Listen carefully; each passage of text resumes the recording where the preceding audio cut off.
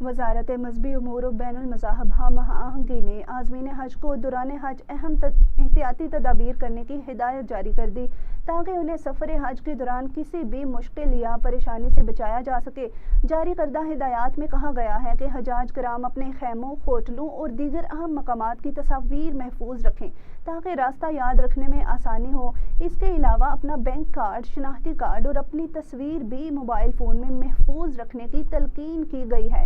حجاج کرام کو یہ بھی ہدایت کی گئی ہے کہ وہ اپنے گروپ لیڈرز سے مسلسل رابطے میں رہیں اور حج پر روانگی سے پہلے ضروری معلومات حاصل کر لیں۔